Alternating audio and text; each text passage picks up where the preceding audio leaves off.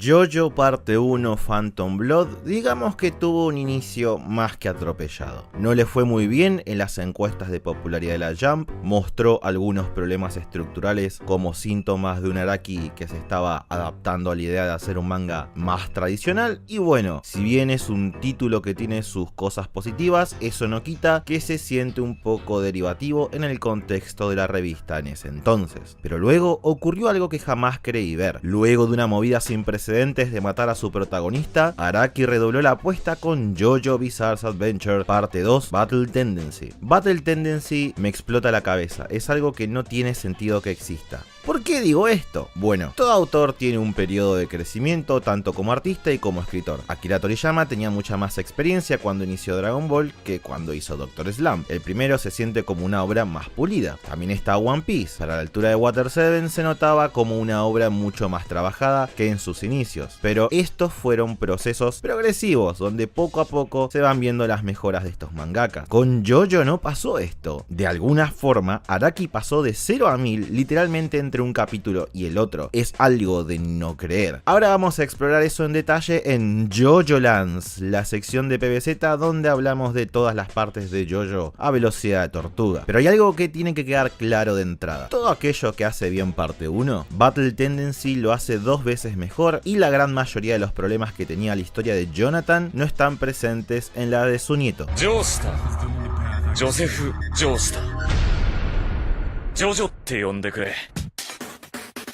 Una posible explicación del cambio tan radical en estilo y sustancia de la serie tiene que ver con dos cosas. Por un lado, como explica en su libro sobre teoría del manga, Araki tuvo muchos tropiezos en Shueisha con sus títulos anteriores a JoJo, al ser, en palabras de su editor, un autor poco convencional, por lo que intentó hacer una historia más tradicional, entre comillas, para la época, haciendo que parte 1 no fuera el tipo de obra que nuestro man escribiría normalmente, sino más bien un rejunte de tropos de sus contemporáneos, dejando pequeñas pizcas personales, siendo lo más destacable y diferente para la época que el protagonista fuera extranjero, un tabú bastante importante en esos tiempos. Creo que el hecho de que Phantom Blood fue efectivamente un título que no cumplió expectativas permitió que se diera la tremenda apuesta de matar al protagonista y modificar el setting de la historia, dejando todo aquello que funcionaba, permitiendo que Araki haga algo más a su estilo y menos Shonen Jump de los 80s, una suerte de sutil reboot si se quiere, con un resultado que está encarnado en Joseph Joestar. ¿Cómo pongo esto en palabras? Joseph es uno de los mejores JoJos por múltiples razones. En primer lugar, este protagonista es todo lo que no fue Jonathan, una antítesis en cierto sentido, algo que se puede ver en su escena introductoria con los policías, donde nos comunican perfectamente la esencia del personaje. Vemos que es violento, provoca conflictos, podríamos decir en términos argentinos, es un bardero. Pero a pesar de que carece de la clase de su abuelo, sus modales y el honor de ir de frente en un combate, eso no quita que tiene el mismo corazón de oro al proteger a Smokey Brown de una policía corrupta, quienes le hacen bullying y golpean por su color de piel, algo muy característico de la era. Pero es esto lo que hace especial al personaje. Si bien su corazón está en el lugar correcto, no es alguien que busque un combate justo, sino la victoria cueste lo que cueste, donde tiende a engañar a sus rivales con estrategias que se saca del culo. Es un personaje que, si bien es fuerte físicamente, su mayor fortaleza está en su ingenio, donde busca el control de la situación mientras se te caga de risa en la cara porque le cuesta tomarse las situaciones en serio, así sean súper críticas. Joseph no solo es el anti-JoJo, es la antítesis del héroe tradicional de la Shonen Jump de la época. Se ríe de los Kenshiros y de los Suguri Momotaro que plagaban la revista en ese entonces. Es el protagonista perfecto para la historia que estaba intentando contar Araki. Hablando de eso, la trama también es una expansión natural de los fuertes de parte 1. Battle Tendency explora y, más importante, expande la mitología detrás de las máscaras de piedra. No solo aprendemos su origen y función, sino que nos muestran a los Pillarman, que además de ser la base de una cantidad enorme de memes, son mostrados como los depredadores naturales de los vampiros contra los que venían luchando, una progresión orgánica dentro de la escala de poder de este universo. Además, los 4 antagonistas se sienten irónicamente bizarros, en cómo se mueven, en cómo lidian con sus emociones e incluso en sus apreciaciones de los protagonistas, donde pueden encontrar respetos por ellos al ser dignos contrincantes. No son villanos propiamente dichos en el sentido tradicional de la palabra, como lo fue por ejemplo Dio, sino entidades con una visión absolutamente distinta de la realidad. No nos ven diferente de cómo nosotros vemos a una vaca, básicamente comida caminante que no entiende nada de la vida. Y además de todo, se les dan pequeños momentos de humanidad que los hacen más que el malo de turno, como mostrar a Cars evitando destruir una flor por su caída, o cómo legítimamente lamentan la muerte de sus compañeros y hasta de sus rivales. Con la suma de esos pequeños momentos a lo largo de los tomos, Araki lo que hace es volver a estos personajes más memorables de lo que muchos tienden a reconocer. Así sean opacados por los villanos del resto de la franquicia, con mucha razón, los Pillar Man no serán ninguna revolución, pero obtienen una caracterización más que funcional para el tipo de historia que estamos leyendo. En términos de aliados, la serie también es una joya absoluta comparada con... No solo que por razones de trama ya Speedwagon no explica absolutamente todo al nivel de parte 1, sino que conocemos nuevos personajes como Gisar Zeppeli, un individuo más completo que su antepasado, que básicamente es el contraste perfecto para este nuevo JoJo, donde a pesar de tener historias similares con una pesada herencia familiar en su destino, dicho destino lo piensan de formas totalmente diferentes. Tienen una dinámica que superficialmente parece que fueran opuestos absolutos el uno del otro, pero vemos con el pasar de los capítulos y el tiempo que ambos comparten mucho en común, incluyendo falencias que llamativamente proyectan el uno en el otro. Es muy entretenido de leer y de ver. La escena que perfectamente encapsula a ambos personajes es durante su entrenamiento en el Pilar de Aceite, donde ambos demuestran sus fortalezas resolviendo el mismo problema de formas totalmente distintas. César a partir de la disciplina mental y JoJo en base a su ingenio, que compensa su carencia de habilidad en el arte del jamón. El pesar de los capítulos hacen que el vínculo que comparten se sienta real, y la verdad, cuando el joven Zeppelin termina con el mismo trágico destino de su abuelo, uno lo siente mucho más, y la adaptación de la escena en la animación eleva todo el asunto a otro nivel.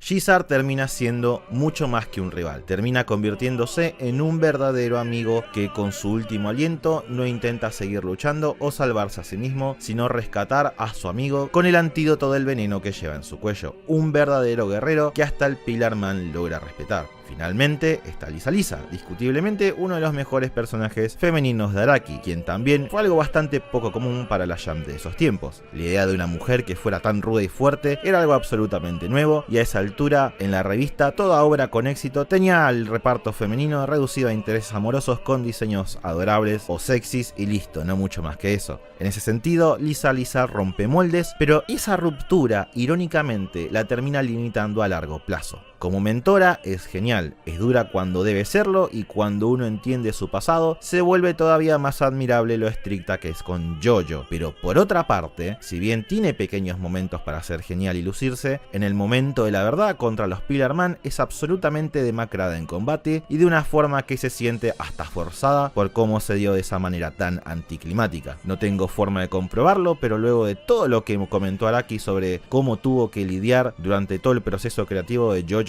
para que lo dejaran usar a los personajes femeninos como luchadoras, no me extrañaría para nada que su editor durante el combate de Lisa dijera algo tipo: oye amigo, ¿cómo vas a dedicar 2 episodios a una chica? Nos van a cancelar el manga, arregla eso. Pero bueno, nos queda hablar del punto más importante de la serie, que según quien la lea o vea, va a ser que la ame o la odie con todo su ser. Me refiero ni más ni menos a los combates del mismísimo JoJo. En términos generales, el jamón como sistema está mucho más refinado en parte 2. Ya no se siente que haga lo que requiere la trama, las mecánicas están mejor establecidas, como así también sus límites y cómo se usa. Todo esto desencadena en el potencial logro o tragedia de la serie, cómo lo usa JoJo en su estilo de combate. La idea en papel es muy buena, los enemigos a los que se enfrentan son estúpidamente fuertes y efectivamente jamás logran sobrepasar su poder. Por ello que la victoria no la obtendrá aquel maestro del jamón con más poder y experiencia, sino aquel que pueda pensar de forma más astuta en cómo usarlo. Es por eso que dentro de la historia se siente natural que el protagonista con menos experiencia en este arte en relación al resto de sus aliados se encuentre en el centro de la historia.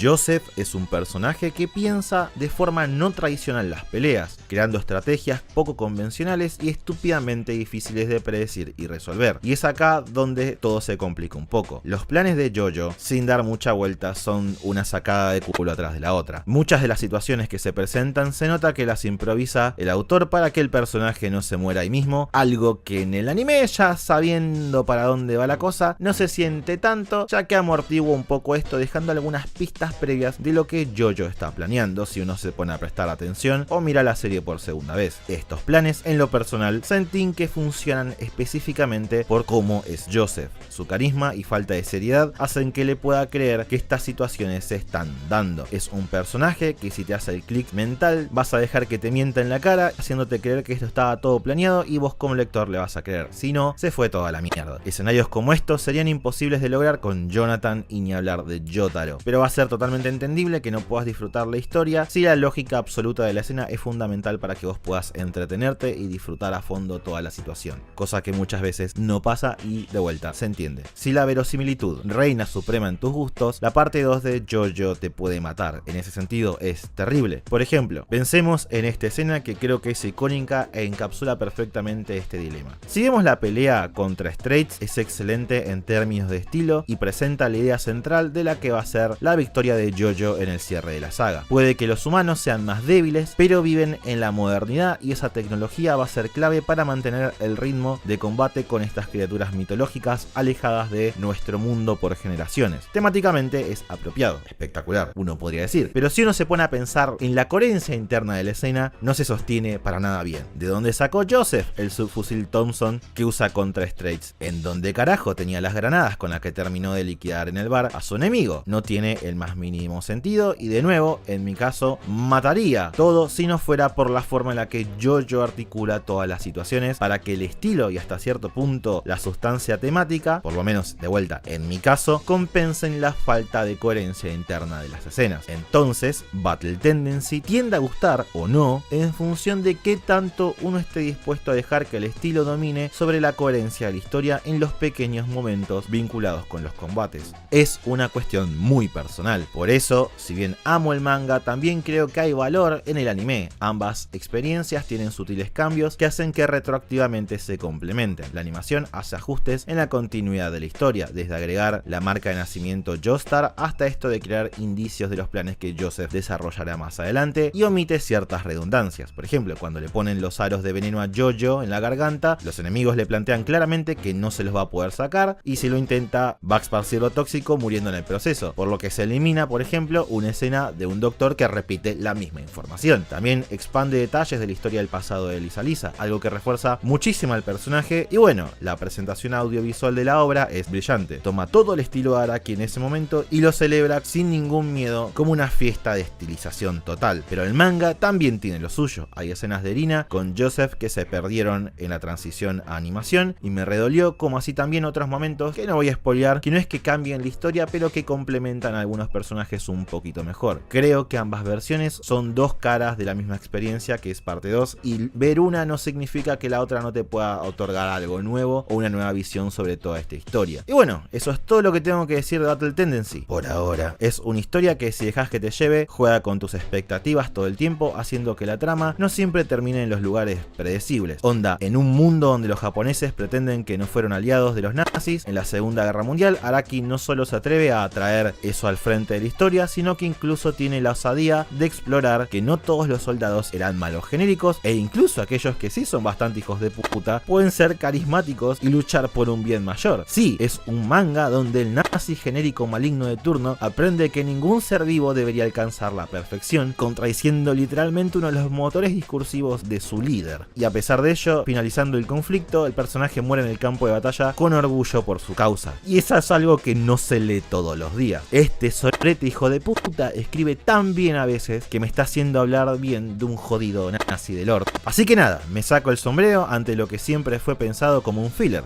Araki pensaba esto como un relleno antes del regreso de Dio, y nada, necesitaba algo en el medio para distanciar parte 1 de lo que terminó siendo parte 3, e irónicamente en el proceso nos terminó dando uno de sus mejores arcos. Por eso parte 2 siempre va a tener un lugar especial para mí, porque fue la primera vez que sentí leyendo que Araki era un autor libre de hacer lo que se le cantara, aprendiendo de lo que fue parte 1 y llevando a un nuevo horizonte lo que significa JoJo. Nos vemos en el próximo JoJoland. Besto JoJo.